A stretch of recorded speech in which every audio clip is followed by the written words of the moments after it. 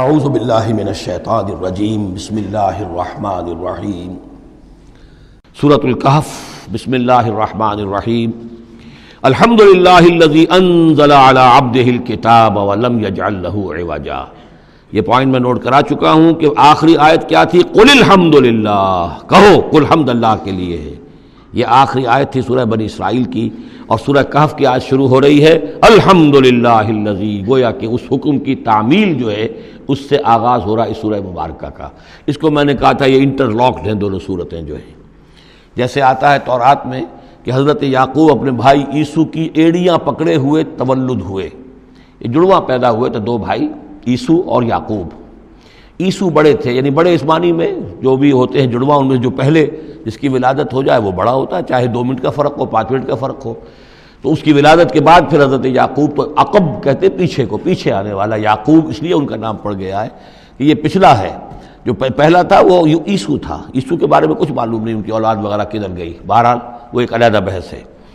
تو اسی طریقے سے یہ سورہ کہف جو ہے گویا کہ سورہ بنی اسرائیل کی ایڑیاں پکڑے ہوئے قرآن مجید میں وارد ہو رہی ہے۔ اس میں آپ دیکھیے الحمدللہ الذی انزل علی عبدہ، وہی اللہ تعالیٰ نے اللہ کے اپنے رسول کی جو نسبت ہے اس کو عبد کے نمایاں کیا ہے۔ کتاب نازل کی ولم یجعل لہ عوجا، اور اس میں کوئی کجی نہیں رکھی، قیما، سیدھی، ٹھیک ٹھیک، روشن، مبین، لینذر بأسا شدیدا۔ اب یہ ہے لفظ جو بہت زیادہ غور کرنے کے قابل ہے۔ اس کتاب کے حضور پر نزول کے مقاصد میں سے ایک یہ بھی ہے خبردار کر دیں ایک بہت بڑی آفت سے۔ ویسے باسن جب واحد آتا ہے تو عام طور پر اس کے معنی جنگ ہوتے ہیں، جب جمع میں آتا ہے تو سختی، مصیبت، بھوک، فاقہ، یہ سارے بأسا۔ آیت البر میں بھی ہم نے پڑھا والصابرین فی البأساء والضراء وحین البأس۔ بأسا جب جمع میں آیا ہے تو فقر و فاقہ، تکلیف، مصیبت، اور حین الباس جنگ کے وقت۔ تو ان دونوں کو ذہن میں رکھیے، بہت بڑی آفت، بہت بڑی آفت، بہت بڑی آفت۔ ایک تو ہے دجالی فتنے کی، دجال المسیح الدجال جو آنے والا ہے، جس کے بارے میں حدیث میں آتا ہے کہ کوئی نبی اور رسول ایسا نہیں گزرا جس نے اپنی قوم کو دجال کے فتنے سے آگاہ نہ کیا، اور پوری انسانی تاریخ میں دجال کے فتنے سے بڑا کوئی فتنہ نہیں ہوگا، اور وہ ہر بندہ مومن کے امتحان کے لیے کڑا ترین جو ہے مرحلہ آ جائے گا، سخت ترین امتحان اس کا لیا جائے گا۔ تو یہ جو سختی ہے اس کی خبر دیتے ہوئے یہ سورہ مبارکہ نازل ہو رہی ہے۔ اور خاص طور پر اسے باسن اگر جنگ کے معنی میں لیں تو الملحمۃ العظمیٰ، کتاب الملاحم، جو کہ آپ دیکھیں گے احادیث کی کتابوں میں پورا باب ہے کتاب الملاحم، اور اس کا تعلق بھی دجال کے ساتھ ہے، کیونکہ پھر دجال ہی کو قتل کریں گے حضرت مسیح علیہ السلام نازل ہو کر۔ تو یہ سارا مسئلہ جو ہے اس کی خبر دینے کے لیے قیما لینذر بأسا شدیدا من لدنہ، گویا کہ یہ جو احادیث کی کتابوں میں آپ کو حدیث کے ابواب ملتے ہیں، چاہے وہ کتاب الفتن ہو اور چاہے وہ کتاب جو ہے آثار قیامہ ہے، اس طرح کے جتنے بھی ہیں، اور کتاب الملاحم ہے، یہ گویا کہ اس کی شرح ہے لینذر بأسا شدیدا من لدنہ، اور یہ ہوگا بھی خاص اللہ کی طرف سے، یہ آزمائش بھی، یہ دجال کا فتنہ بھی، یہ بہت بڑی جنگ بھی، جس کو آرمگڈون کہتے ہیں۔ کرسچین جو ٹریڈیشن ہے اس میں اس کے لیے لفظ ہے آرمگڈون، ایک بہت بڑی جنگ ہوگی۔ ڈکشنری میں بھی آپ دیکھیں گے کہ خیر اور شر کی قوتوں کے درمیان اس دنیا کے خاتمے سے پہلے ایک بہت بڑی جنگ ہونی ہے جس کا نام یہ آرمگڈون ہے۔ لینذر بأسا شدیدا من لدنہ ویبشر المؤمنین الذین یعملون الصالحات، اور تاکہ بشارت دے وہ ان اہل ایمان کو جو نیک عمل کرتے ہوں، ان لہم اجرا حسنا، کہ ان کے لیے ہوگا بہت اچھا بدلہ، ماکثین فیہ ابدا، اور وہ اس میں رہیں گے ہمیشہ ہمیشہ۔ یہ جو دجالی فتنہ ہے اس کے ساتھ ایک خاص مناسبت ہے سورہ مبارکہ کی۔ احادیث میں آتا ہے کہ دجالی فتنے کے اثرات سے بچنے کے لیے اس سورہ مبارکہ سے ذہنی اور قلبی رشتہ مفید ہے، اس کی تلاوت کرتے رہنا، خاص طور پر جمعے کے روز پوری سورہ کہف، ورنہ یہ کہ کم سے کم اس کی ابتدائی اور آخری آیات ان کی بڑی اہمیت ہے۔ دجالی فتنہ اصل میں کیا ہے سمجھ لیجئے کہ ایک تو ہے دجالی فتنہ بالعموم، دجل کہتے ہیں فریب کو، جیسے کہ کوئی نبی نہیں ہے، وہ اس نے فریبی لبادہ اوڑھ لیا، نبوت کا دعویٰ کر رہا ہے، وہ دجال ہے۔ تو اس طرح کی تو حضور نے فرمایا ہے کہ 30 دجال پیدا ہوں گے، انہی میں سے ایک ہمارے زمانے کے اندر جو ہے یہ غلام احمد قادیانی بھی تھا، وہ دجال تھا، جس نے کہ اعلان کیا کہ میں نبی ہوں جبکہ وہ نبی نہیں تھا۔ تو فریبی بنا ہوا، جس نے کہ ملمہ اپنے اوپر چڑھایا ہوا ہے۔ اسی طریقے سے دجالی فتنہ یہ جو ہے اس پوری دنیا میں اس وقت جو فتنہ ہے وہ یہ ہے کہ مادہ پرستی کا اتنا غلبہ ہو چکا ہے ذہنوں کے اوپر، افکار کے اوپر، لوگوں کے نظریات کے اوپر، لوگوں کے اخلاق کے اوپر، لوگوں کے اقدار جو ہیں، ویلیوز جو ہیں اس کے اوپر، کہ وہ آخرت کو بالکل بھول گئے، اللہ کو بھول گئے، اسباب کے اندر گم ہے، مسبب الاسباب سے ذہول ہو گیا، دنیا ہی دنیا ہے، آخرت کو بھولے ہوئے ہیں، مادہ ہی مادہ ہے، روح سے کوئی سروکار ہی نہیں۔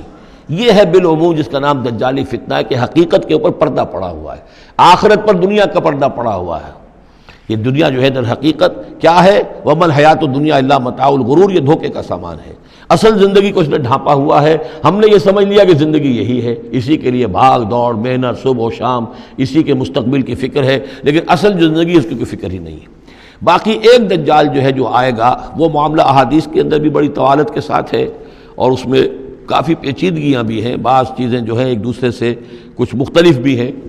اس میں پھر اہل علم کو بہرحال مطابقت پیدا کرنی پڑتی ہے۔ میں نے جہاں تک اپنی کوشش کی ایک رائے تک میں پہنچا ہوں، لیکن ابھی میں اسے بیان نہیں کر رہا ہوں۔ بہرحال دجالی فتنے کی خبریں موجود ہیں بہت شدت کے ساتھ، اور اس صورت کا پڑھنا جو ہے اس میں بہت مفید ہے۔ اس صورت کے مضامین کا دجالی فتنہ بالعموم سے کیا تعلق ہے وہ تو اس ہم دورہ ترجمہ دوران کے اس کے دوران بھی آپ کو معلوم ہو جائے گا، لیکن اس کے جو خاص بڑے مباحث ہیں، خاص طور پر یہ کہ ایک ہمارے بہت بڑے عالم گزرے ہندوستان میں اس صدی کے آغاز میں، مولانا مناظر حسن گیلانی، انہوں نے اس میں باقاعدہ کتاب لکھی ہے، آپ کو مل جائے گی بازار میں بھی، اصحاب کہف کے جو کا معاملہ سورہ کہف کے مباحث ہیں ان کے۔ میں نے اس کو اپنی ایک تقریر کے اندر کسی خطاب جمعہ میں سورہ کہف کے مضامین کا خلاصہ بیان کیا تھا، جس کا عنوان ہے دنیا کی حقیقت۔ ظاہر بات ہے تفاصیل زیادہ جو ہیں وہ میرے لیے ممکن نہیں ہے کہ اس دورہ ترجمہ کے دوران بیان کر سکوں۔ وَيُنذِرَ الَّذِينَ قَالُوا اتَّخَذَ اللَّهُ وَلَدًا، اور خبردار کر دے ان لوگوں کو جنہوں نے کہا کہ اللہ نے بیٹا بنایا۔ یہ ساری دجالیت جو ہے اس کی جڑ کیا ہے؟ مسیحیت، جو موجودہ مسیحیت ہے، جو حقیقت میں مسیحیت نہیں ہے، پولزم ہے، جس کی بنیاد تثلیث پر ہے کہ اللہ کا بیٹا بنا دیا حضرت مسیح علیہ السلام کو، اور انہیں کفارہ بنا دیا، تمام جو بھی مان لے ان کو ان کے گناہوں کا، پیش کی معافی ہے ان کے گناہوں کی جو حضرت مسیح پر ایمان لے آئے۔ اور نمبر 3 شریعت ساقط کر دی، اور نمبر 4 سارا اختیار جو ہے وہ پوپ کے ہاتھ میں دے دیا گیا کہ تم جو چاہو جس چیز کو چاہو حلال کرو، جس چیز کو چاہو حرام کر دو۔ ان چیزوں نے مل کر نفس مذہب کو اس قدر قابل نفرت شے بنا دیا کہ یورپ کے عوام کے اندر مذہب کے خلاف شدید نفرت پیدا ہو گئی۔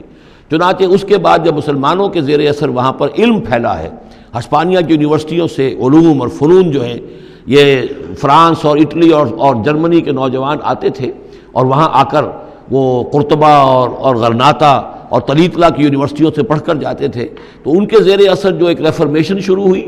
اصلاح مذہب، اور ایک رینائسنس، تحریک احیاء العلوم، وہ جو اصل تو تحریک تھی اس بات کی کہ انسان علم کی طرف دوبارہ رجوع کرے، لیکن یہ کہ وہ علم جب آگے بڑھا ہے تو وہاں پہ عیسائیت کے خلاف جو رد عمل تھا اس کی وجہ سے اس میں مذہب کی دشمنی جو ہے اس تحریک کے اندر خود بخود شامل ہو گئی۔ تو مذہب سے بیزاری، روحانیت کا انکار، آخرت سے بالکل بے پرواہی اور اس کا بھی انکار، اور خدا ہے یا نہیں ہے اس سے کوئی سروکار نہیں، یہ جو اس تہذیب کے اصل میں اثرات بنے ہیں سارے، یہ اسی غلطیوں کا